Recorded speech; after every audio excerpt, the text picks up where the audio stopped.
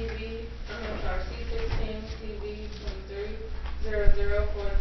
Joe Johnson versus Spireon, Inc.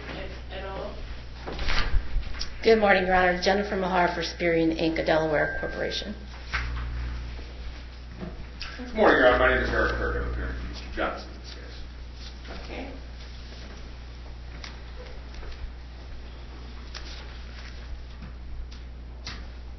Mr. Johnson's got two lawyers today. Got it.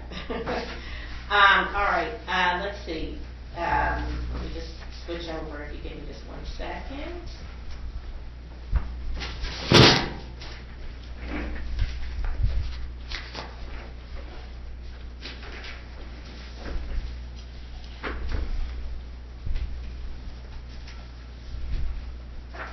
Okay, so just to be clear, can we just go over the motions everyone believes are pending in this case? I have a motion to dismiss by the defendants, and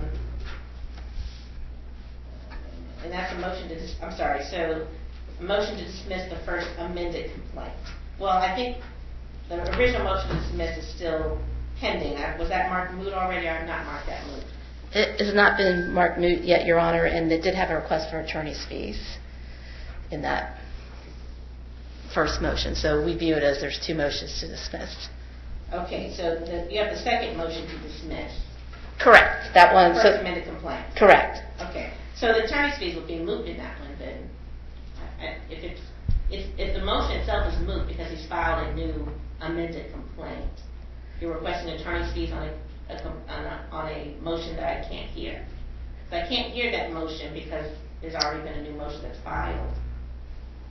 Well, I guess, Your Honor, the legal question that we view it as is the first motion that was filed, the first complaint that was filed, when we filed our motion to dismiss and ask for attorney's fees, he did file a new first amended complaint, but he dropped a lot of the other counts in response to that motion. So we would view it as, but for us filing that motion to dismiss, he would not have changed his complaint. And this is an ongoing. He filed it. Let's see. I'm sorry. You filed the motion to dismiss November 16th. Correct. And then he filed the amended complaint on December 15th. So 29 days after. So understood. So okay. I think it's a separate motion. It's not within the original motion to dismiss because that's marked as moot now. So it has to be separate. So Tiffany, with regard to the November 16th, 2023 motion to dismiss the complaint that was filed, defendant's motion to dismiss, that's when we marked as moot. Then I have that we're here on the December 15th motion to dismiss the first amended complaint, and then there were requests for sanctions filed by whom?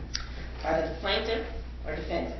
So my understanding, Your Honor, is that we asked for sanctions with regard to the plaintiff's motion to refer to the Maryland Attorney General's office, and this court entered an order denying that motion and allowing defendants to submit on attorney's fees. So that was filed with the court, our submission on February 22nd, 2024. So that is still pending. And then there was another motion. Right. The defendant's. That was in February. Yeah. Mm-hmm. And then there was the defendant's motion to quash the notice of joint substitution of parties, which we filed on January 25th, 2024. That was in response to the mysterious John Does showing up on the docket, and then 3 individuals being named as additional parties to the case. And so that's the other motion that we understand is before the court today. For defendants, you mean? Yes, for defendants. We filed on January 25th, and then plaintiff, instead of answering, filed a motion to strike on January 26th, and then strike your motion to quash. Yes. Join different substitutional parties. Yeah, and then we filed our opposition to that on February 12th, 2024. Okay. So that was our understanding that motion was also before the court today, that series. Okay, I see that opposition. Okay. Okay, so that's everything then, right? That's my understanding. Okay, you agree? I do not, Your Honor. What else is missing? Well, I don't know that anything's missing. My understanding is that there's an alternative motion that's been filed by the defense to dismiss the case entirely or send it to arbitration, to compel arbitration. That was filed when? I don't have that. That's all part of the motion to the motion dismiss have both of those in there. Oh, it had to send to arbitration? Yes, it said motion dismiss, re judicata, and then it also attacked some of the individual counts, and then alternatively it said the case would be subject to arbitration. So my thought, Your Honor, is you have to decide that first. I think the court has a gatekeeper role when arbitration is being sought to be compelled. So I think the court in that instance has to address that before it can address any of the other kind of legal motions. Let me just pull this up.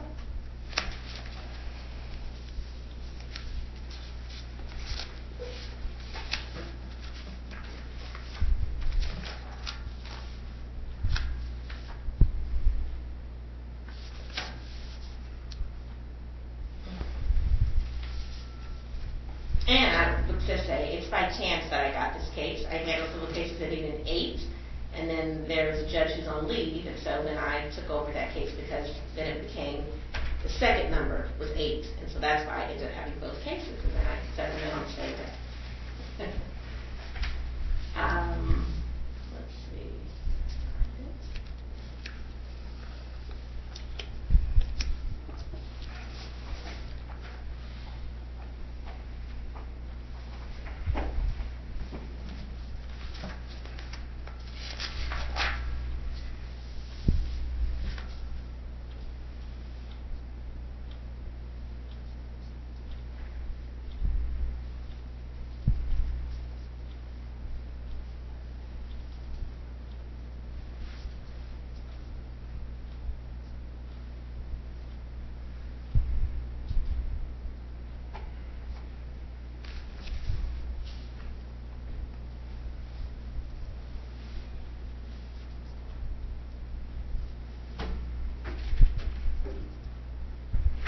I'm still missing this.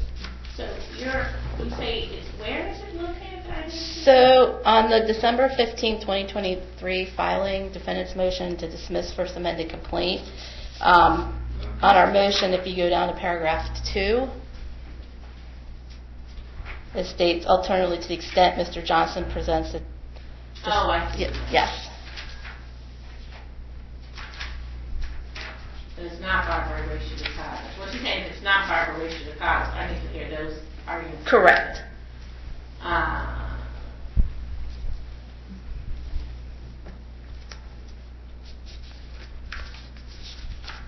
And you're saying the license application for the low justice and mandates arbitration with disputes between the plaintiff and Spireon. Okay. So let's hear I need to hear the other counts first. I think that's the Ray Judicata argument. Thank you, Your Honor. May I proceed? You may. So, Your Honor, to give context to the case, Mr. Johnson has a habit of filing repetitive litigation, and that's the case here. Back in the district court of this county, Mr. Johnson filed what we call complaint number 1, which is attached to our motion to dismiss as Exhibit 1 on March 25th, 2022. And he filed it against Spireon GPS LP. Spireon Inc., who's now the defendant in front of this court, is a Delaware entity. Are those two different companies you're saying? They originally were two different companies, but Spireon GPS LP merged into Spireon Inc. after all the events that I'm going to walk the court through.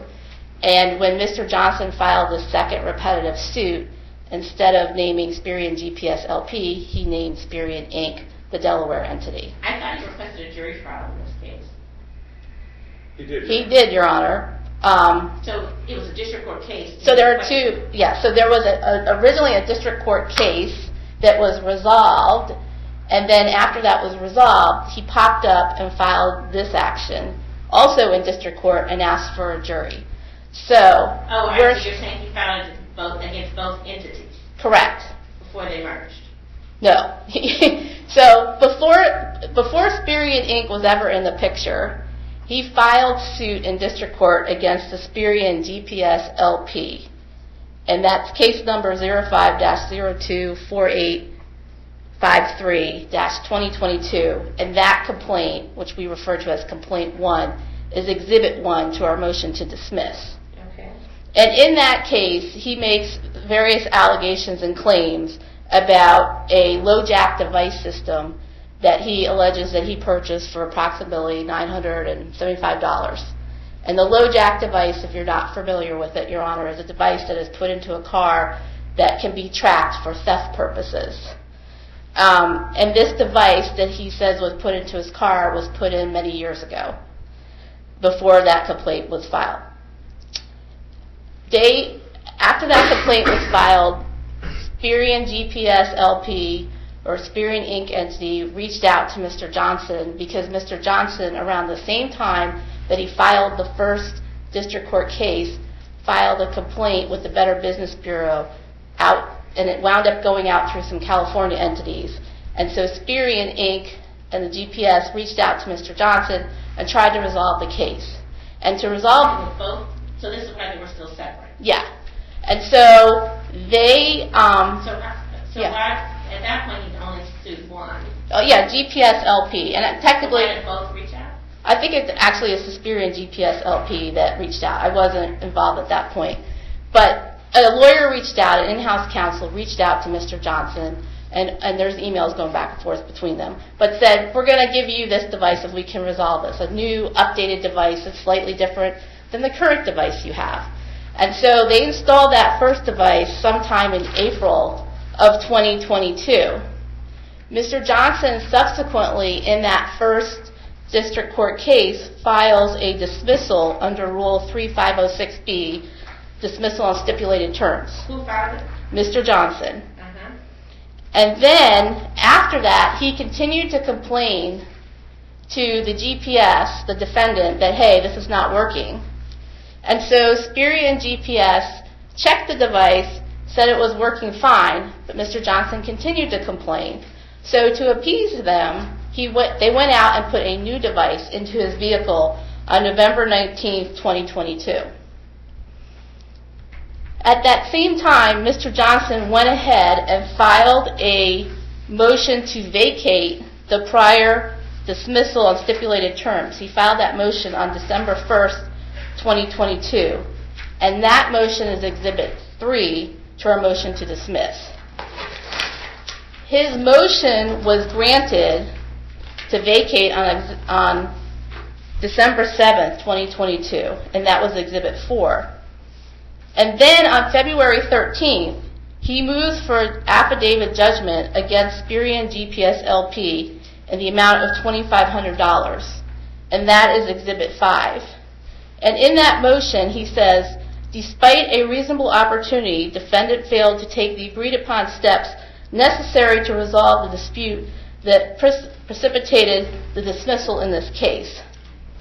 And Mr. Johnson's motion was granted on March 16, 2023. His affidavit judgment was granted? Yes, and that's Exhibit 6. So there was no response? Why not? Well, again, the reason why it was granted, Mr. Johnson did not give notice or serve the GPS entity. They had no idea that this was happening in the court. Okay. But it went in. And then, on March 31st, 2023, that's when Spireon GPS LP merges into Spireon Inc., the Delaware company. So while all that other action was going on, that was the GPS entity. Then on May 17th, 2023, that's around the time when Spireon Inc. gets notice from the district court that, hey, default judgment's been entered against you on an affidavit. So they entered an appearance in the case. And then, realizing that it was a $2,500 judgment, the Spireon Inc. counsel sends a letter to Mr. Johnson stating it will pay the $2,500 in full satisfaction of the judgment. And that's Exhibit 8 to our motion to dismiss. And on June 23rd, 2023, Spireon Inc. counsel delivers a check for $2,500. What date was that? June 23rd, 2023. And that's Exhibit 9, that letter with the check.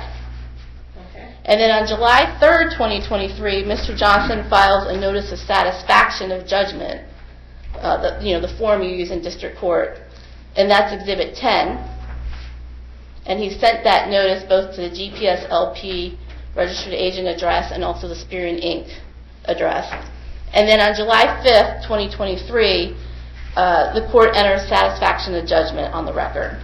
And Exhibit 2 is the docket sheet from the district court.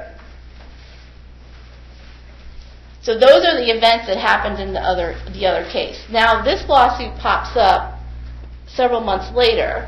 This one, now the one that's before this court. And it was filed also in district court. And he pled a jury trial, and it's still not clear exactly why that was acceptable enough for it to move up here to the circuit court, but that's another issue.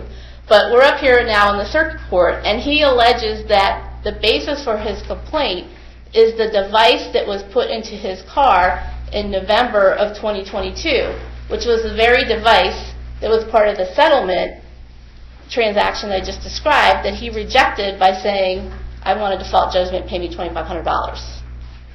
So essentially now he's complaining, I didn't get both. After Spireon Inc. paid the default judgment and satisfied the judgment $2,500, they did shut off the service because you can't get both. So that's sort of the dispute now, is Mr. Johnson's up here now saying he has a cause of action because he's not getting the benefit of the settlement that he rejected. So you're saying, I'm sorry, let me back up. You're saying that the $2,500 settlement, what exhibit number is that again? The $2,500 check was Exhibit 9 and Exhibits 8 and 9, and they relate to the judgment, the affidavit judgment that went in Exhibit 6. Hold on one second. Sure. It's not listed.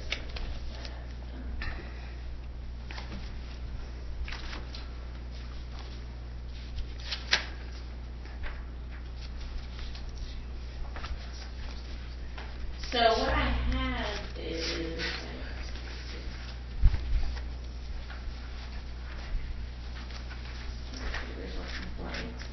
Yep, so Exhibit 1's the original. what number is it again? Was that 9? For which? The check? 4, 5, 6, 7, 8, 9. Notice of satisfaction is number 9. And this is redacted. Number 9 is the letter that's dated June. Below Jack. Yeah, June. Where's the Satisfaction 10, Exhibit 10 okay. is what Mr. Johnson filed with the court for $2,500.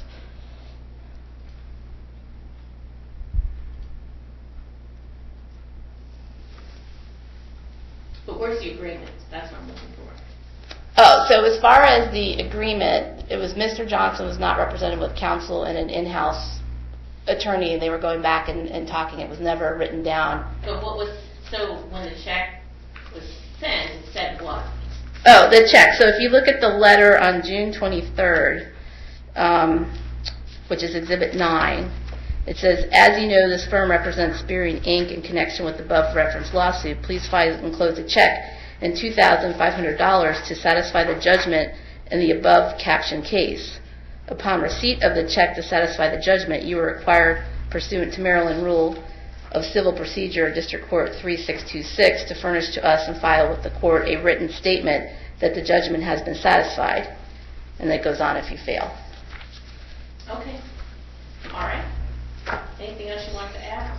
So I will, as all candor to the court, what has happened in the last 20 days, unexplainably, is that Mr. Johnson filed a motion back with the district court asking them to vacate this satisfied judgment and claiming he never had jurisdiction over a defendant he served. The motion was initially denied, and then he filed a motion for reconsideration, which for unexplained reason was granted, and I have since filed a motion to reinstate, and that's still pending. So I just want the court to know that Mr. Johnson has since collaterally tried to attack this final exchange that we have on our pleadings. Okay. And that's, Did you represent him in the district court, counsel, or not? I did not. no, that was all done pro se. Okay. All right. Thank you. Okay. So with regard to the res judicata, how do you respond to that? Well, if I could respond in two ways, Your Honor. My understanding of the case law and the procedure, when someone has requested arbitration, and there is a motion before this court to compel arbitration, the court acts as a gatekeeper. The court, number one, needs to... Well, she said in the event that it isn't, then arbitration, is what her motion says. That's what her motion says. I'm saying I think the law says you don't get to do both. I don't think she can say, I want the best result in court, and if there's anything left, that gets shipped off to arbitration. I think there's an election of remedy argument here, and I think there's a way... Even for a res judicata issue? Because there's nothing before the court. If the court rules that it's res judicata, there's nothing before the court then, because this is something that's already been heard and resolved. Well, and that's why I'm saying I think... And so it can't be, I mean, I can't send something to arbitration that should not be sent there, that does not exist. If it's res judicata, it doesn't exist, because it's already been heard on another matter. Your Honor, my understanding of the case law is that if it's an arbitrable case, if there's a binding arbitration agreement, you don't decide any of the issues. The court doesn't. The court sends it to arbitration, who then resolves. The arbitrator, as the parties agreed, resolves those issues. If there's not a binding arbitration agreement, a factual determination was made, or if the right to insist on arbitration has been waived, then the case remains here, and the court addresses those issues as it would in the normal course. My understanding of the case law, and I do have some citations here that I can offer to the court, is that you don't address both. And the language that stood out to me, and this is a citation from a case called Cheek against United Healthcare. Spell that. Cheek, like the body part, against United Healthcare. What's the sign? I will need to get that because I neglected to write it down. But and the only reason I'm citing that case is for the quotation that in these situations where the court is deciding which way to go. Is it 2013 case, is it? I believe it is. Okay. Is that the court should not stray into the merits. To stray into the substance of the case, it either goes to arbitration or it stays in court. So I think that a preliminary determination is, number one, was there a binding arbitration agreement between, I guess, Spireon Inc. and Mr. Johnson? For his part, he does not believe that there is. And then secondly, has it been waived? So as with this motion and other motions that have been filed, we have a party that's seeking the affirmative relief of this court. To date, I don't think that any has been granted, but again, I think there's an election of remedy notion here. You can't play both sides. You can't seek to have the case go to arbitration or seek a favorable ruling from this court on some issues and then send the rest to arbitration. It's all in one place or all in the other, in my view. Where are you saying that the arbitration language is listed? As far as in our motion or in the agreement? In the agreement. Oh, so in the agreement, if you go to Exhibit 13,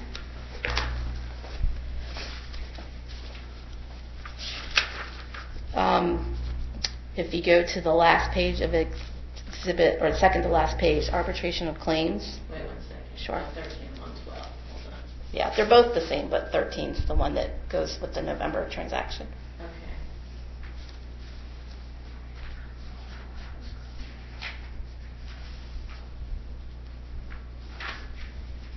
13 and go where?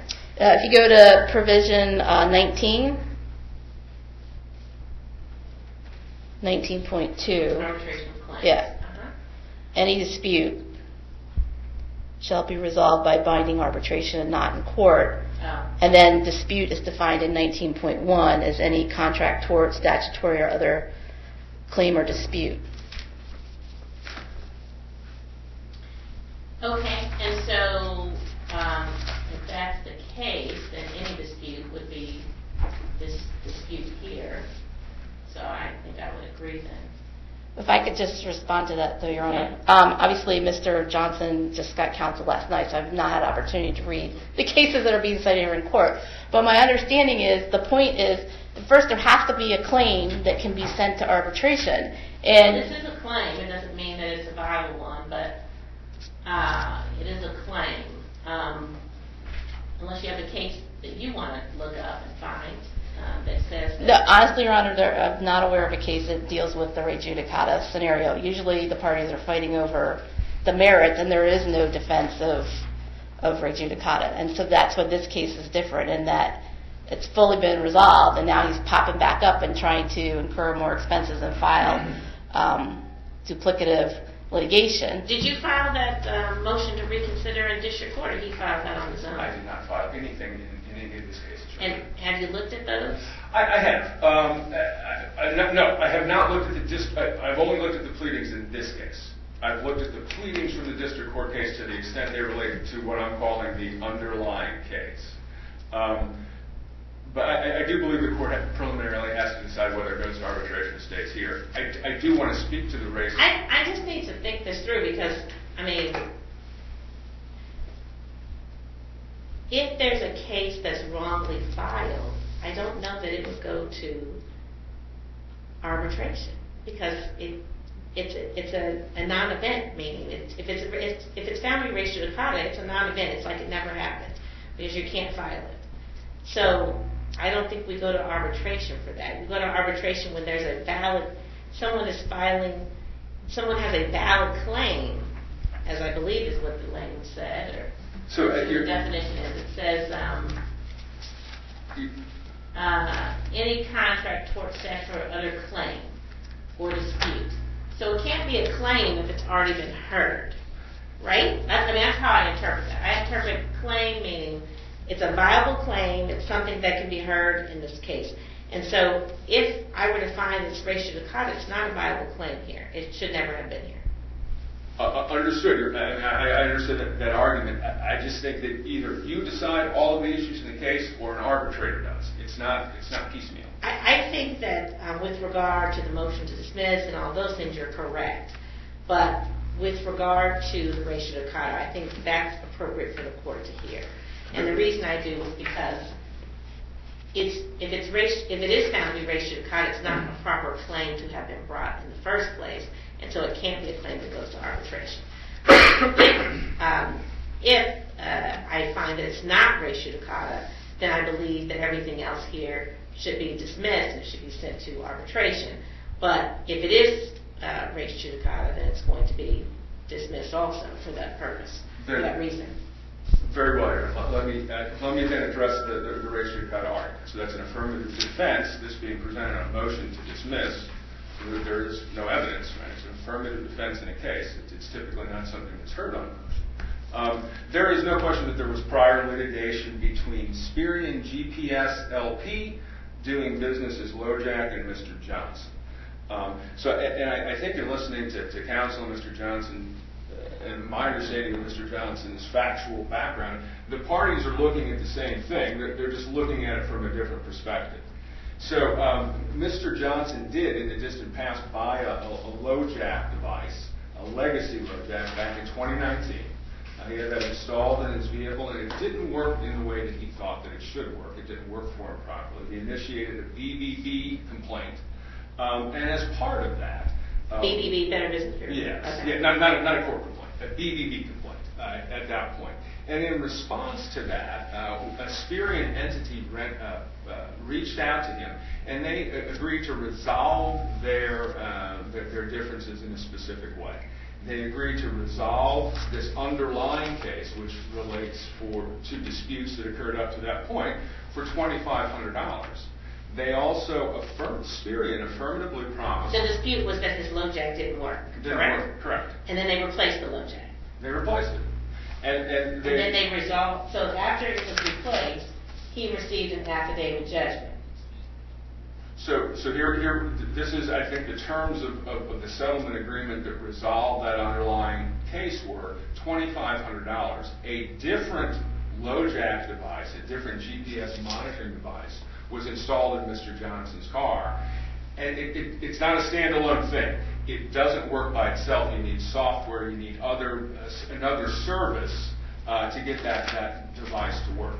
So they went into his BMW, they went into his car, I believe cut some wires, altered it, put this new device in, and then on August 22nd of 2023, stopped the service that made that. But they stopped the service after they made an agreement. Yes. And they paid him $2,500. The agreement was to put the device in his car, the new device, and to keep it working for 3 years. That's the allegation, that they had a service agreement that they put it in and it will operate for 3 years, and then they unilaterally stop that. They unilaterally stopped that after he filed for an affidavit judgment. He said to vacate the 3506, District Court 3506. After he asked to vacate the 3506 dismissal, and then he got an affidavit judgment after that. Your Honor, all of the allegations in this complaint accrued on August 22nd of 23 when the device operating platform was terminated. Okay, so let's just go back. It was terminated because of the previous, so they had an agreement, so they switch out the box for him, correct? And that's supposed to fix it. And then after that, he says they give him a new box, and then they do the 3506 dismissal. Do you agree with that? I agree the action was dismissed pursuant to 3506 be settled on voluntary terms, which were the payment, the installation of the new device, and keeping it working for 3 years. Okay. That's what he said. And so you're saying the service stopped when? August 22nd, 2023. Right, so 2023, August 22nd, 23. So here we are, new device is put in November of 22, right? Mm-hmm. He files a motion to vacate. So if he files a motion to vacate the 3506 dismissal, he's saying that that agreement is no longer an agreement. He's alleging new torts occur with a... You can't do that. So if you're saying that my original lawsuit is filed in the district court, and now based on that original lawsuit, we're going to dismiss it temporarily based on this agreement. As long as this agreement, they abide by this agreement, we're not going to file suit. In the event they don't go along with the terms of the agreement, then we're going to reinstate the same exact suit, not a different suit. They're new terms. He has to file a new suit. So he is reinstating the same exact lawsuit, not a new suit. He's saying, so basically, let's just use a creditor, right? So a creditor says, we've made an agreement for them to pay off this debt of $5,000. They're going to make their first payment on March 1st in the first of the month, every month thereafter, until it's paid off of $500. So now 3 months have passed, and they haven't made any payments. They're now going to say, they have not complied with the agreement. We want to vacate the 3506 dismissal, and we're going to set this back in for trial because they're not done what they're supposed to do. They can't now allege that now they owe us $6,000. They can't do that. That would have to be another lawsuit. So those are two separate things.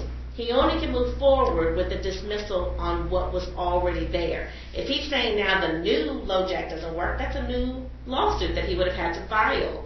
And he did not file. So let me just be clear. He reinstated, let's just go through the history and tell me if you're agreeing.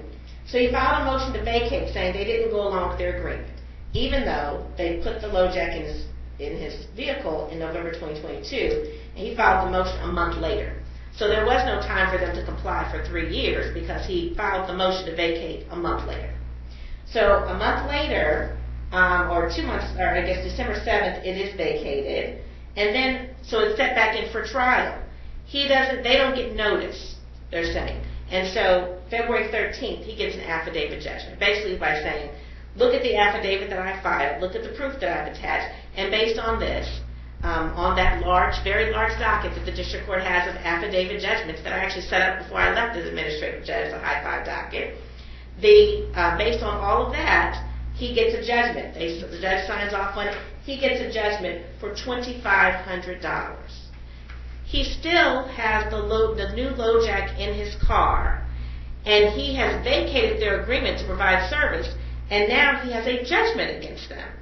They then satisfy the judgment, which means that their original agreement they had is wiped away because he asked to vacate that agreement. There is no agreement any longer, so they have no agreement to keep the LoJack in his car for 3 years.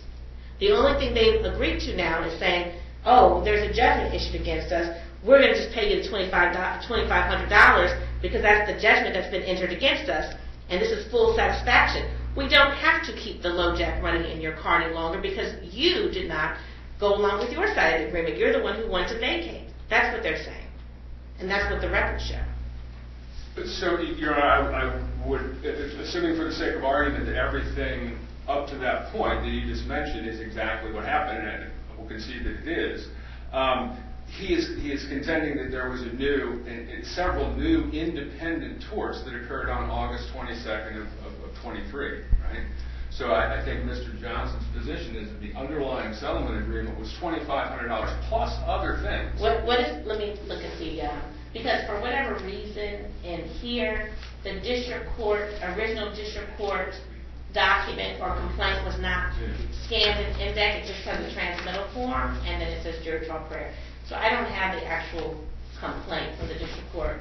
Do you have our Exhibit 1? Oh, it's in your Exhibit 1? Yes. Okay, that's the same complaint. That's the original one. Yeah, the one we're saying that got satisfied. No, he filed a Oh, second complaint. yeah, the second one he filed, it's in here, let me see, Your Honor, I have it. It is Exhibit 11.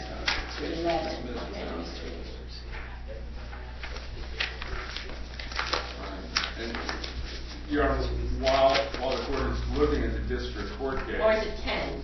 Or maybe I'm getting the wrong one. Hold on Yeah, one second. 11. So, 11. yeah, 11 is what was filed in the district court that was moved up before Your Honor. Okay, yes, counsel. So Mr. Johnson just handed me, and again, I was not involved in the district court case, but the status, as I understand of the district court case, is the case is dismissed without prejudice. No attorney fees. Apparently, Spireon sought attorney. She says she's appealing that. Yeah, that's a That's not a final judgment Yeah. yet, so I'm not considering that. Okay. You know, I think Mr. Johnson's, the court, I think, highlighted. I'll just say this again, because Mr. Johnson, you're operating as a non-lawyer filing things. You can't just file things and say, well, because I know I have this other case coming up, I'm going to get rid of that, and then I'll do this case, and then I'll go back and reinstate the other case. It doesn't work like that. You can't do that. And I don't want you to respond to that. You can talk to your attorney about that, but that's still pending. She's going to respond to that, and so that's neither here nor there for the court, because that's still pending as far as I'm concerned, because she's going to file a response, and that looks to be in direct, you filed that, it looks to be in direct relation to this case being heard today. So, counsel, we'll focus back on this. So, yes, Your Honor, res judicata, identities of parties. The parties are not the same. They might be able to prove to you on an evidentiary basis that they are the same now. At the time, one was Spireon Inc. and one was Spireon GPS LP. Those were the parties. But the people, so let me just be clear. The people who put the device in the car were Spireon GPS LP, correct? They put the original device in. And the new device, when it was put in November 2022, was also still Spireon. Spireon Inc. Yeah. No, she said Spireon Inc. did not come until March 31st, 2022. 2023. That's when the merger occurred, yes, Your Honor. And as far as the actual installation, I believe it was a third-party... Third-party install. Yeah, we didn't install anything. Oh. I mean... But that's a different issue. But as far as and again, well, I won't interrupt. I'll let you go. Your Honor, so res judicata. I mean, for somebody to prove the affirmative defense of res judicata, they would have to show evidence that the parties are the same. There's no evidence of that. They have to show that the issues are the same. So she's saying the parties have merged. What do you mean that they're not the same? Well, I mean, I think they have to demonstrate that to you. This is a motion. Exhibit 14, Your Honor. I was going to say I saw that in the exhibit that it's the same. Yep. So if one is entitled to claim what happened with the other, and the parties are the same, they have to show the identity of the issues. So all you have to do is identity of claims. He references in the complaint November 2022. By way of background, they're certainly related, but they're not the same cases. So in the district court case, Mr. Johnson did allege that Spireon Inc. Committed Consumer Protection Act violations that impacted him, and didn't allege that they defrauded him on August 22nd of 23. So he says that they terminated, paragraph 7, on August 20, let me just go back, paragraph 6, on November 25th, 2022, defendant offered to provide the plaintiff with a 3-year complimentary subscription. So if we're going back, November 2022, they offered to do that in the 3506 dismissal. So once that was vacated, that agreement is no longer. And so this is in contrary to what that was. It's as if he doesn't want us to know what happened in the other case. So what has happened here is, this right here is trying to bend the facts. This says, on November 25th, 2022, they offered to provide him a 3-year complimentary subscription. The offer was in the 3506 dismissal agreement. Correct. And then it says, on August 22nd, 2023, without any cause for termination by the plaintiff and without any notice, defendant deactivated. Correct. So there was no longer an agreement once he filed the motion to vacate the agreement. You can't vacate the agreement and say you still have the agreement. It's his agreement, and he vacated the agreement. Yes, and I agree, Your Honor, and that highlights the difficulty that he would have in trying to motion to enforce settlement agreement in the district court action. No, he can't enforce the agreement if he's the one who says, let's vacate the agreement, and then he goes in and says, now that I've vacated the agreement, I'm going to do an affidavit judgment, and I'm not going to notify the parties, and the judges are too busy to look at it, I guess, and so they signed it without looking to see if someone was served, and then they then filed to reconsider all of that, or to vacate the judgment because of the fact that they weren't served. But I guess in lieu of doing that, they ended up just settling the case. Is that what ended up happening? But paying the judgment, Your Honor. So they paid the judgment. So you have an agreement that everyone has agreed to. Your client vacates that agreement, so there is no longer an agreement now to give him a subscription service. Then he files for an affidavit judgment and says, I want a full settlement. I'm going to file for affidavit judgment and give me $2,500. The court says, here you go, here's $2,500. Now there's a judgment. It's time for you to collect on your judgment, Mr. Johnson. And they give him the paperwork, here's how you collect on your judgment in the district court. He then tries to collect on the judgment, and they say, we're going to go ahead, and since there's a judgment issued against us, that's fine. We're going to honor the judgment, pay the $2,500, and we're going to settle the judgment. Now, it's full satisfaction of the judgment. Here's our $2,500 that you were ordered to get. We're giving it to you, and that's it. That means the case is over. There was no agreement any longer because he vacated the agreement, which means him filing saying that there was a breach of contract for an agreement that no longer existed is not truthful. You're saying he did not file for breach of contract. It says breach of contract right here. Breach of agreement. Count 1. Count 1 says breach of agreement. And that's what I was reading, paragraph 6. That they promised to give me the GPS monitoring. Your Honor, the operative complaint is the First Amendment one. It doesn't have a breach of contract. Which one? The First Amendment complaint. Oh, this is the original complaint. Okay, That's so correct. let's just start from that. Okay. So this is the original complaint. Where's the amended complaint? What date was that filed? November 30th, Your Honor. Correct, Your Honor. So that's why I understand that. You're asking for attorney's fees because you responded to that, and then he amended the complaint based on that to say something else. Okay, let me read that one. Which one is that? November 30th. I see it.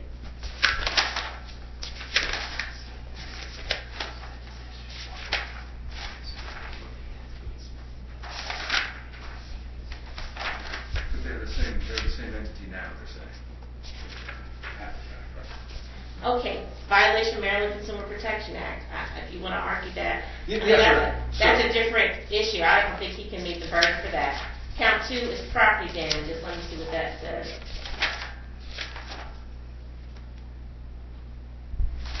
Okay, so here he says, at all times prior to November 25th, 2022, prior. November of 2022, they replaced the device. We're still talking about the same set of facts, the same agreement that they had that he vacated, and the same judgment that they satisfied. So, he says, at all times relevant, prior to November 25th, 2022, November 25th is the date that they installed the new device, the existing electronic wiring in the plaintiff's vehicle was not damaged and had not been cut, spliced, or altered in any way. On or about November 25th, defendant's agent, servants, intentionally cut, spliced, altered the wiring. As a result, the defendant's conduct claims to sustain damage in the form of permanent damage to the existing electronic wiring. So again, the $2,500 covered this whole GPS system. I Well, I think there were the parties had come to another understanding. There was more than just the payment of $2,500. It was that plus. No, the he's device plus the service. vacated that. The $2,500 goes back to his original complaint, where he says my GPS in my car doesn't work. That was the original complaint, correct?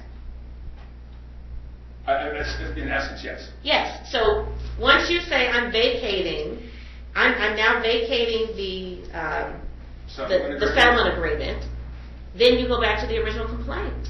Okay. And so now we're at the original, so the settlement is no longer, it's out of the window. We're not even talking about the settlement any longer. That never exists as far as the court is concerned because he asked to vacate it. So vacate means poof, it's gone, it doesn't exist. So we're back to the original complaint, and the original complaint says my GPS doesn't work. So now, in full settlement of that, they gave him $2,500. Your Honor, it just dawned on me. I think you're right. It's vacated. It doesn't exist. There's no judgment. There can't be res judicata. No, there was a judgment. So, listen, here's what happens. You have an agreement. The 3506 dismissal says you filed something in district court, and now, instead of moving forward with the case, you're going to voluntarily dismiss it with your agreement that you can put on the record or put it in writing, and the court will sign off on your agreement outside of the court. The court's not going to handle your case anymore, and we're going to go ahead and close your case, what's the case closed? Statistically. I couldn't think of the word. We close the case statistically. Now he comes back and says, I want to reopen the case because, in my example before, they didn't make any payments towards the $5,000, right? That was my example I gave them for a debt collection. We want to reopen the case. Under the terms of the agreement, if they don't do that, I could send this back in and ask for this much of damages, as I originally was in my original complaint. And so that's what he did. He reverts back to the original complaint. Whatever agreement was there is no longer, and we revert back to the original complaint, which says my GPS doesn't work. And because his GPS doesn't work, they gave him $2,500 in full and final settlement of the agreement. He is now alleging in the first amended complaint that he has damage to the car, which was alleged in the first. The car is damaged, my GPS doesn't work. Fraudulent inducement, let me see what this says. It says they have no intention of continuing the 3-year GPS. Again, that is not part of the agreement anymore because he is the one who said he vacated. Number 4, rescission. Let's see what this says. That they rescinded the agreement. Actually, he rescinded the agreement, not them. And 5, violation of the Maryland Consumer Protection Act. I mean, I don't think he has anything in here that he can allege. Unfair, deceptive trade practices. Again, these are all these things that he's alleging are in 7 as well. And 6 and 7. All of those things that are alleged all relate to this original GPS that he says was not installed properly in his car. The new GPS that was not installed properly in his car in November of 2022. The new GPS went in, right, later and did not work properly, right? It never worked. So his position is, and this is why. And because it didn't work, he got $2,500. No. What is the $2,500 for, counsel? I believe it was in partial settlement of the first case. Doesn't say partial. There's no settlement agreement. So when there's not a settlement agreement, it's whatever you filed in your complaint. And he filed for $2,500 in his complaint because his GPS didn't work. But what he didn't put in there, Your Honor, is anything that came after, right? So he can't put anything else because once you have an agreement and you say vacate the agreement, we go back to the original complaint. He did not file an amended complaint. He did not add anything else to it. The original complaint says my GPS doesn't work. No, he filed a new complaint alleging fraud in the GPS or in this case. In this case, correct. But these are the same facts he already received a judgment on in the district court. No, they're not. There's new events that came after that. The new GPS did not work. They unilaterally terminated, he's alleged, the service that made it work. The service was terminated after they did a full and final settlement. So that's not being truthful in his complaint, if he's saying that, because he knows that it was terminated because he vacated the dismissal. That's what it says. He vacated it, not them. They didn't say we want to vacate it and go to trial. He vacated the dismissal. Then he had an affidavit judgment without serving them. I don't know anything about what happened in the district court. I think you need to look at that file, especially, I don't know if you're representing him or not, but he's saying he's filed something else there, saying we're dismissing the whole thing, vacating it. Now she's going to ask that not be the case. If vacating it, he has to return the check. I mean, I'm not going to get into all of that. That's a whole other issue. You have a check and full and final settlement of an agreement. Now you're saying let's vacate all of that and not return the check. That's a whole different issue. So with regard to the res judicata in this issue, and that's the only thing the court's going to rule on, because I agree with you that the arbitration language is in the order. With regard to res judicata, I believe that this should be dismissed for res judicata. So now anything else that's happening, if they have that arbitration language, that's separate apart, and that needs to go to arbitration. But as far as this case today, the court's ruling is that this is res judicata, that this case was already tried in the district court. It was tried with the 3506 dismissal, then it was vacated by your client, and then he received an affidavit judgment without proper service. But instead, they decided to do a full and final settlement because of the GPS LoJack that was installed on November 25th, 2022. Those facts have already been litigated, and they have already been resolved in full and final settlement. And so I find that this complaint that has been filed as a First Amendment complaint in this case as a whole, in case number C16CB 23004380, is dismissed as res judicata. All right, Counselor, do you have an order for me to sign, or an index, or are you going to submit an order? There was an order that we had submitted. Let me just make sure it covers.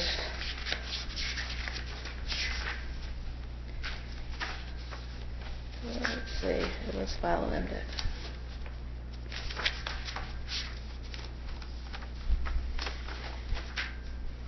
And obviously, for the other case that I had, that these cases, the court has made a ruling with regard to these cases. So I don't know if these cases are listed or not on that other website. That's the other case you have that you can talk to your attorney about. But these cases are listed with you being present in court today. These two that I just handed today. All right. Is my order in MDEC there? Yeah, we did submit an order.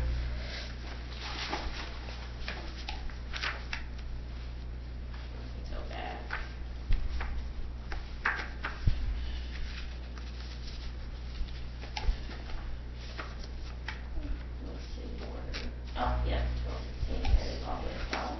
I think this is 1215. Yes, Your Honor, 1215, second order.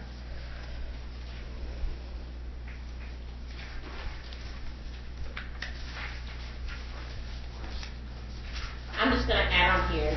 It says the defendant's Spireon's motion to dismiss is hereby granted, and it's dismissed with prejudice. I agree with that, but I'm going to put per the court's ruling on res judicata. Thank you, Your Honor. The language. Is that all it says, Your Honor? I don't have it. It says that upon consideration of defendant Spireon's motion to dismiss the first amended complaint for failure to state a claim upon which relief can be granted pursuant to Maryland Rule 2-322B2, plaintiff's opposition thereto, and any arguments made by counsel is blank, ordered the defendant Spireon's motion to dismiss is hereby granted. It's further ordered that the first amended complaint is dismissed with prejudice. The defendant may submit a statement of costs and expenses, including attorney's fees, for the court's consideration and ordering plaintiff to reimburse such costs and expenses to defendant. Since I found it's res judicata, that would be appropriate to do so separate and apart from that. But I'm going to add to the language that the first amended complaint is dismissed with prejudice per the court's finding of res judicata. I'm going to add those words. But there's no findings about attorney fee entitlement, 1341, anything like that. Right? That would be separately. For the attorney's fee, she has to file something separate. Right. That's correct. Thank you. And then, now, are you on this case limited also, or are you already filed in this case? I wanted to make that clear that I was appearing just for purposes of arguing the motion today, but I believe that it's dismissed. Your ruling is going to be, yes. It's kind of moot now. Yes, it is. I just want to yes, be clear for our record. but I have one question, Your Honor, because based on your ruling now, I know our motion to quash the notice of joinder is moot, but we did have our motion for attorney's fees in response to the court granting the order that dismissed his motion to refer this case to the Attorney General. Wait, I'm sorry, for which one? Wait, hold on one second. Yeah. Let me finish this order. Sure. I'm not confused.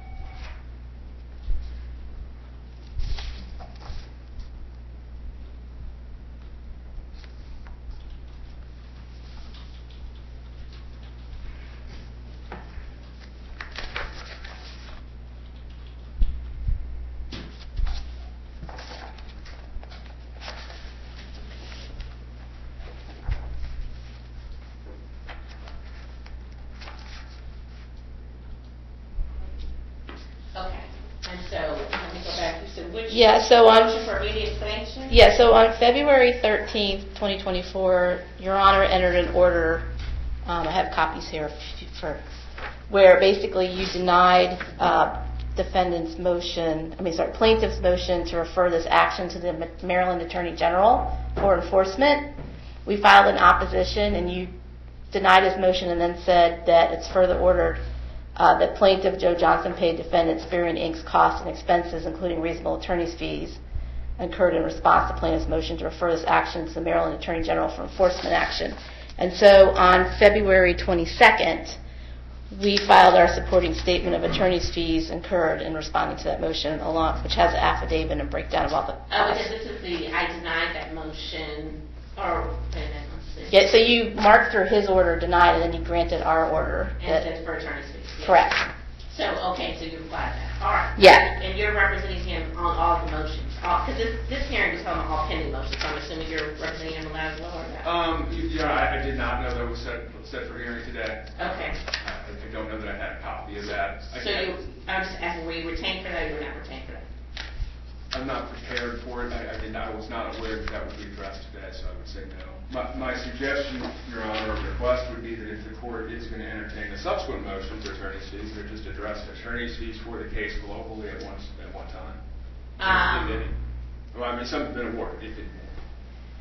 Oh, yeah, okay, that's problematic. So I'm dismissing the case, but I'm holding it open for the attorney's fees. How do I do that? Let's see.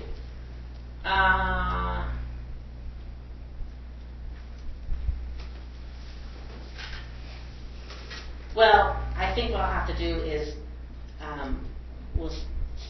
will you have you filed it already, or you have not? So for the motion that happened in February with regard to the Attorney General action, that's already before the court, and it's all supported. For today, I will have to submit. And so how long is it going to take you to do that? I could do it by the end of this week. I could do it tomorrow. Because I think what I'll have to do is, I will, the court is going to dismiss the action, but I won't dismiss it until I rule on the attorney's fees. Okay. I think I can't hold open unless that. So Okay. I have to set it in for another date. I can do it by Zoom if you all like, Okay. just to hear the attorney's fees. So you're entered for that, so she should send it to you, or not? Yes, sir. Okay.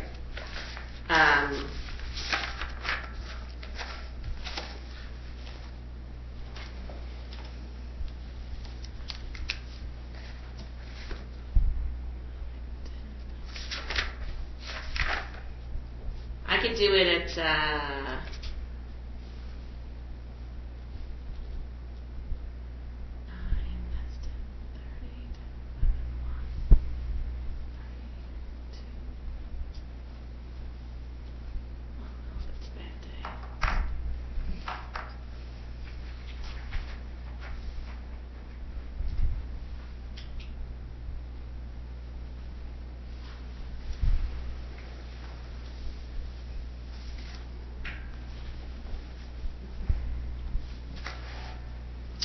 I can do it at 11 o'clock, I think, on April 5th.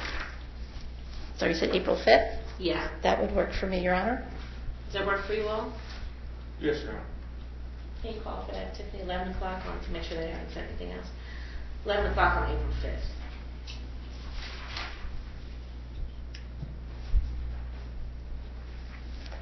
And that's for a motion hearing for, I think, 30 minutes. It shouldn't take longer than 30 minutes, I think. Okay.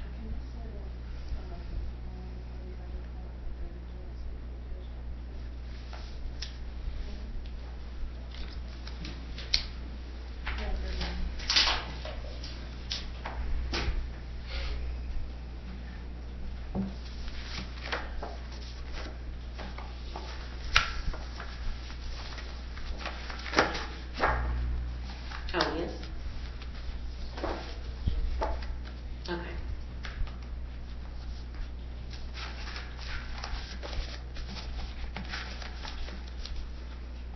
Oh, wait a minute, let's see.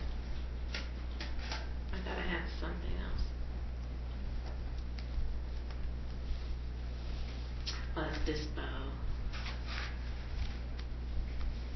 Oh, yeah. I can do March 29th at 9 o'clock, actually. I thought I had a case there since it just March 29th at 9 actually works better. I think. That's fine with me, Your Honor. Budget Council.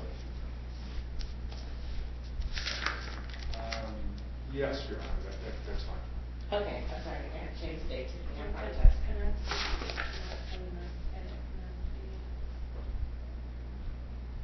That was 9 a.m.? I think so. Yeah, Okay. she's checking out. That works better.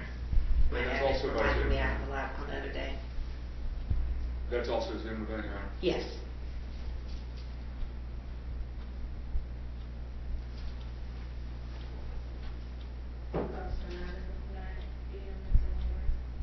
What do I have at 9 o'clock?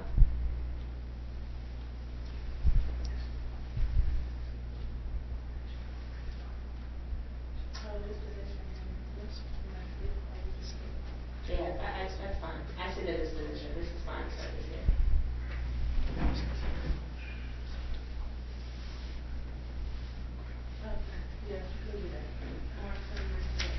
Okay, March 29th at 9 a.m., okay? Thank you. Thank Thanks you, Your very Honor. much.